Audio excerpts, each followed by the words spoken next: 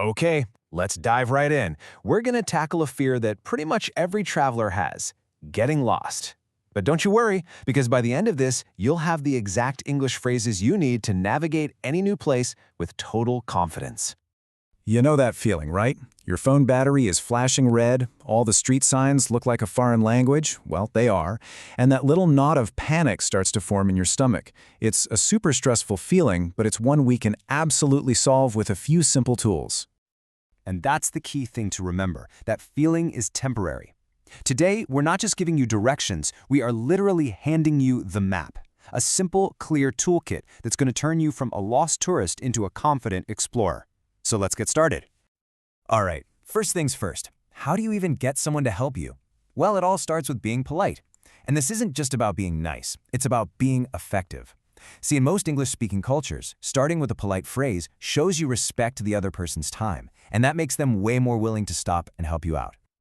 The trick is to break it down into a simple three-step move. First, you politely get their attention. Second, you quickly tell them your situation, something like, "I'm a little lost." And third, you ask your actual question. It's really that simple. And this slide just shows the difference perfectly. I mean, walking up to someone and just saying, "Where is the station?" feels a little demanding, doesn't it? But now look at the second one. "Excuse me, I'm a little lost. Could you help me find the station?" It's friendly, it explains why you're asking, and it turns a demand into a polite request. You are so much more likely to get a good answer this way. And here they are, your essential phrases. Think of this as your cheat sheet. "Excuse me" or "sorry to bother you" are just perfect openers. "I'm looking for" is direct and super clear. And "could you tell me how to get to" is the classic, polite way to ask. And of course, you always finish with a warm "thank you so much." Okay, so you've successfully asked for help. Fantastic. But now comes part two, actually understanding the answer. So in this next section, we're going to decode the common language people use when they give directions. When you get directions, you're going to hear these action words again and again. Go straight ahead just means keep going the way you're going. Then you've got your basic turns, left and right. And finally, it's on your left or on your right tells you which side of the street to look for it. These verbs are your main guide, so listen carefully for them. Next up are location words. These little words help you pinpoint exactly where something is. Is the pharmacy next to the bank, or is it opposite the park? These small words are incredibly powerful for helping you build a mental map of where you are. Now here is a phrase you are definitely going to hear. If someone says, "Oh, it's just around the corner," they're giving you some great news. It's a really common idiom that just means it's very close. So if you hear this, you can relax because you're almost there.